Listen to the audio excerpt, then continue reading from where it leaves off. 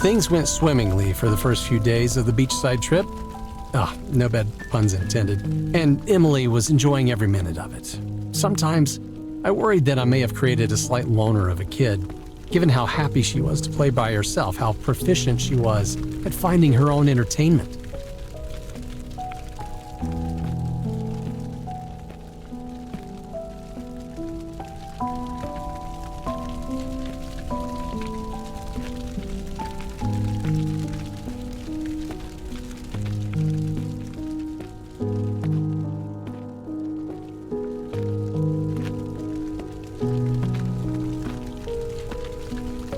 This isn't to say there weren't other children at the retreat with whom she was willing to briefly associate, but she didn't seem overly fussed if their parents had to take them home that same evening.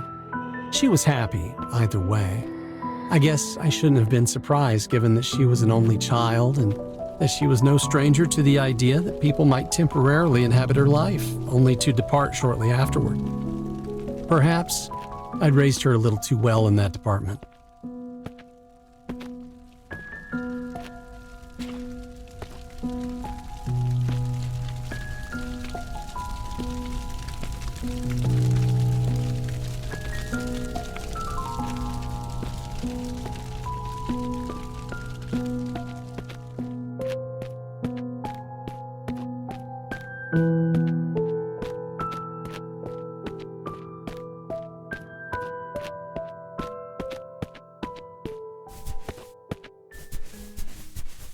In the meantime, I was having my own version of a good time. Freed from the shackles of a more polite existence, I found little reason not to drink the days away, and the nights even more so. I know that wasn't the plan, but anyway, I met some new friends, and even made the acquaintance of a very lovely, very single woman 5 years my junior. A woman so charming that even Emily seemed to take a slight shine to her. Things were definitely looking up. Then came the day of the tragedy.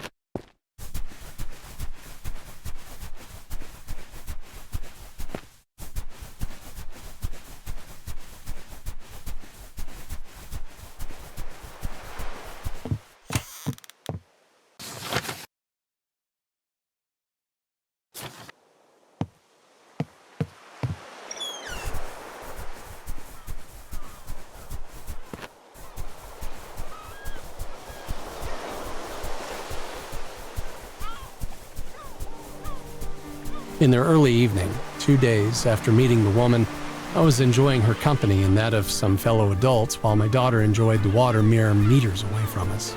I say mere meters, but she must have started to drift further out without my noticing. A fact hardly surprising, given that my advanced state of inebriation limited my focus to one subject at a time, at best. And given that the woman was the greater novelty of the moment, she was the one stealing the bulk of my attention at the time. This attention was quickly divided, however, when I heard my daughter scream.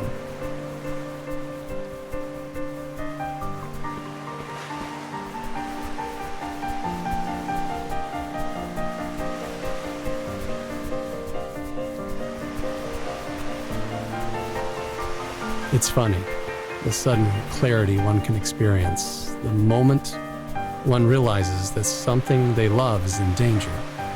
I leapt to my feet and caused all manner of calamity as I scrambled to free myself from the tiny maze of tables and chairs that surrounded us.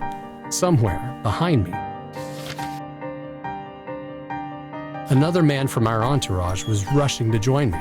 but I was quicker to reach the waterside and wade frantically in, shouting my daughter's name.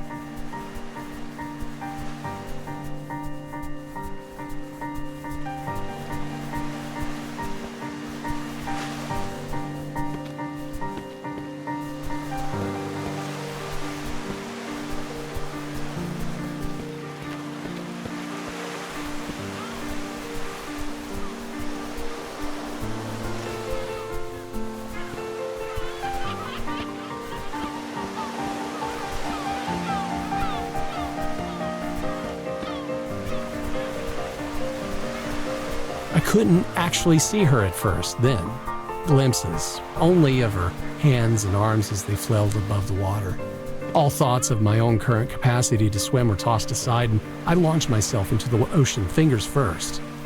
Not even sure if I was swimming in the correct direction the whole time, but my body knew it had to press on, irrespective. Something inside my burning brain told me that as long as I pushed myself forward, I could aid my daughter. By the mere fact of willing myself to be her savior, that was what I would somehow become.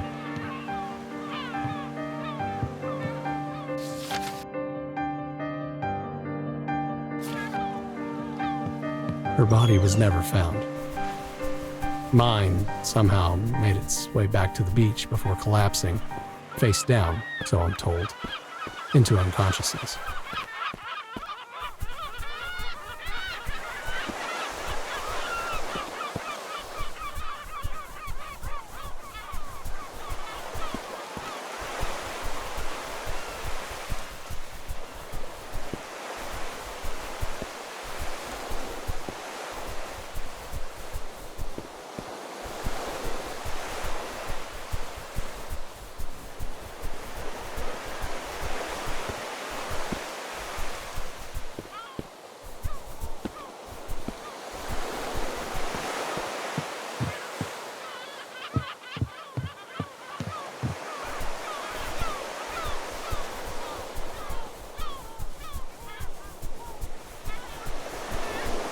I cannot say with any confidence whether I could have saved Emily, sober or not, but I blame the drink nonetheless, and most of all, I blame myself. Who am I kidding? A bottle can't be blamed for its actions any more than a rifle can be. It was my weakness, my fault, and my fault alone, that I became a man so wretched that he failed to notice his own daughter struggling with the evening tide. My last-minute delusions of heroism count for nothing. I simply wasn't there for my only child when she needed me most.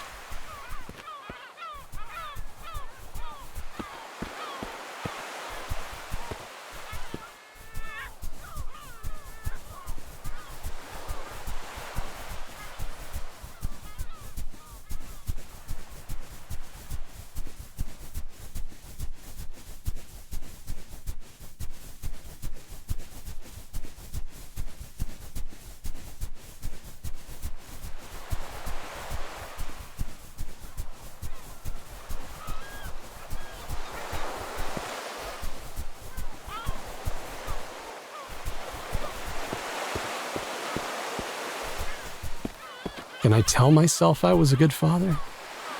No, but I did try.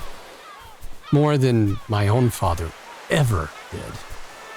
That said, the acorn doesn't fall far from the tree, and I can't deny the blood that runs through my veins.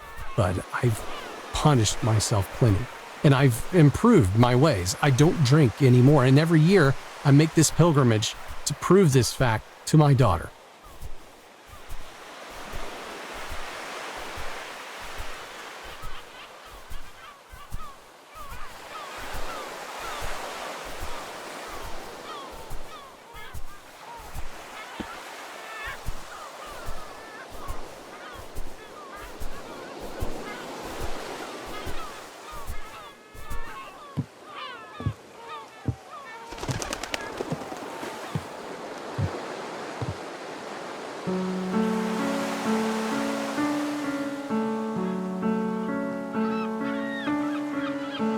I have another dozen unopened bottles where that came from, so my penance is far from over. I'm slowly learning to forgive myself, and I can only ask you Emily, to forgive me also. You were the most vivid reminder I had left of your mother. Now that you're both gone, well, let's just say that I keep to myself these days. It's better that way. All that I can do is be the best teacher that I can and give other people's children the best opportunities that life has to offer them. I'm so sorry I couldn't do that for you. Farewell, my little mermaid. Sleep peacefully. Daddy loves you.